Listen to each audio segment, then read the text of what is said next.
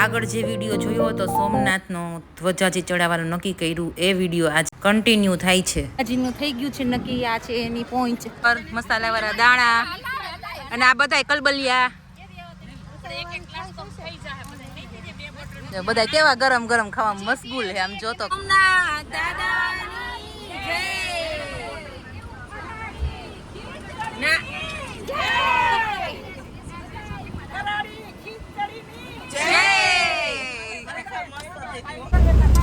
તો વાડીએથી જમી કરી નીકળી ગયા છીએ.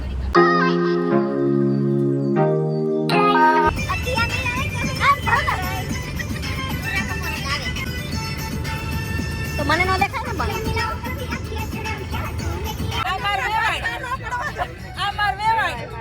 પણ જેઠાણી જો ભાવના બાપુ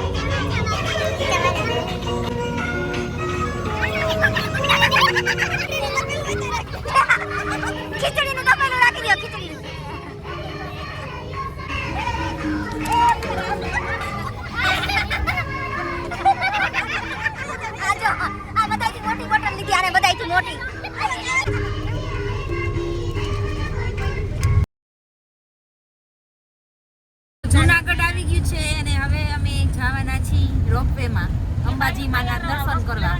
તો આગળ તમને પણ બતાવશું. ચાલો રોપવે માં આવ્યા તો રોપવે 10 દિવસ માટે બંધ છે. તો પછી કીધું હાલો હવે ઓલા સરખરિયા હનુમાને જાય. હનુમાન બાપાનું મંદિરમાં નહીં કે 3 વાગે એન્ટ્રી બંધ છે. તો હવે ઈ કેન્સલ કર્યું. 2 કેન્સલ કર્યા. તો કીધું હવે અહીંયા જટાશંકર જવાનું નક્કી કર્યું. તો વળી કીધું આ કે જેતપુરમાં ભીડ બંધ છે ને સરસ છે મંદિર. તો કીધું હવે ન્યા જવા દો. 3-4 પ્લાન કેન્સલ થયા. એની પહેલાનો ઘરે પ્લાન તો હતો કનકાઈ મંદિર જવાનો. કનકાઈ મંદિર તો 2 વખત થી વારો ન આવતો. એકવાર જાતા હતા તો પ્લેન ક્રેશ થયો ને નો. ના પ્લેન ન્યા કનકાઈ લેન્ડિંગ જ ન થયું, ડાયરેક્ટ દ્વારકા લેન્ડ થયું. તો આવી રીતે પ્લાન ચેન્જ થઈ ગયા અને હવે જાય છે ભીડભંજન મહાદેવ. જૂનાગઢમાં આટો મારી નીકળી ગયા પાછા. નવો ભીડભંજન મહાદેવની જય. ચાલો અમે જેતપુરમાં ભીડભંજન મહાદેવના દર્શન કરવા આવી ગયા છીએ. 2-3 પ્લાન કેન્સલ કરીને. અહીંયા એમને એમ નથી અવાતું, મહાદેવ બોલાવે ત્યારે અવાય છે. ભીડભંજન મહાદેવનો ગેટ છે. હર હર મહાદેવ.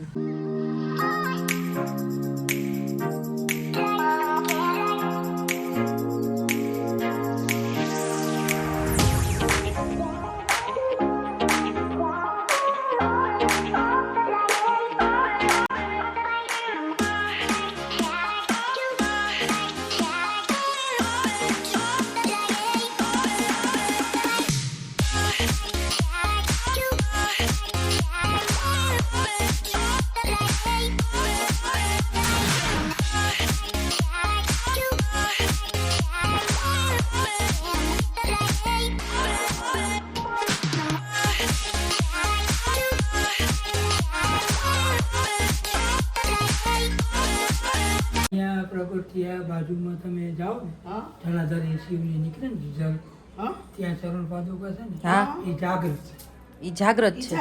350 વર્ષ પહેલા મહારાજ પાસે ગામના સારા માણસો આવ્યા અને કીધું કે અમારા ગામમાં પ્લેગની બીમારી છે, પ્લેગમાં માણસો મળે. વચ્ચેનો તો આવ્યો સુરતમાં કોરોના જેવો છે. એટલે મહારાજે કીધું ભલે હું સવાર આવીશ. 3 દિવસ દૂધની દારોડી ગામમાં જેતપુરમાં આ લક્ષ્મણ બાપુ અહીંયા ખાડો ખોદીને તૈયાર રાખ્યો. ત્યાં 3 દિવસે કામ પૂરું કર્યું, પ્લેગની બીમારી વહી ગઈ અને મારે સમય ગયો. એટલે દુઃખ લઈને વયા ગયા. જાગૃત સમય. સંતો તો દુઃખ જ લે ને, સંતો શું કરે એના માટે ભજન કરે. તો આ મહારાજે એમ કીધું કે જે મહારાજે જીવતા સમાધિ લીધી છે, આ ભીડભંજન શિવલિંગ જ્યાં પ્રાગટ્ય હતું સ્વયંભૂ, જેને સ્વપ્નમાં આવ્યું, એને અહીંયા જીવતા સમાધિ લીધી. અને આ એના ચરણ છે. આની નીચે જીવતા સમાધિ લીધેલી છે ને એવી રીતે સમાધિ લેવાની હતી કે ભગવાન શિવનું જે અભિષેક થયેલો જળ આવે ને એ એમના ઉપરથી પસાર થાય. કેવા સંતો થઈ ગયેલા આપણા. તો અહીંયા કેટલા સંતો આવેલા અને ત્યારે અહીંયા મંદિરને એવું કાંઈ નહોતું. અહીંયા ફક્ત ને ફક્ત જંગલ જ હતું. અને અહીંયા જલારામ બાપુએ પણ સત્સંગ કરેલો હતો, બગદાણાવાળા બાપાએ પણ સત્સંગ કરેલો હતો. તો દર્શન કરીને આવી ગયા અને હવે જાસુ રાજકોટ. બહુ સરસ પવિત્ર જગ્યા એવી હતી અને કેટલી મસ્ત સ્ટોરી એની.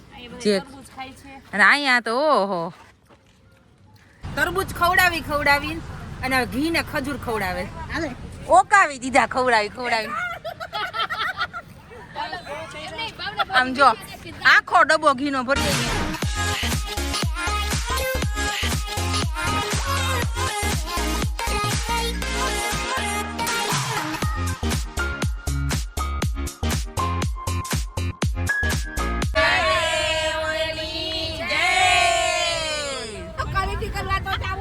હવે જેતપુર ગામની અંદર જાય છે બજાર જોવા.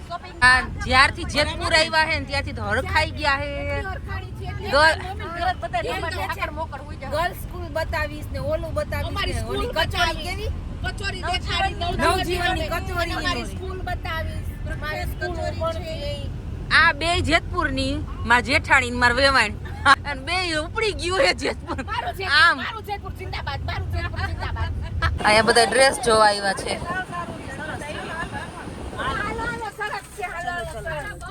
બધા શોપિંગ કરીને આવી ગયા. કોઈ બાંધણીના દુપટ્ટા લીધા ને કોઈ બાંધણીના ડ્રેસ લીધા.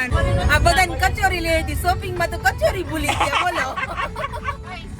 અને આને તો ઘરે કહી દીધું કચોરી લઈને આવું લેવાની રહી ગઈ.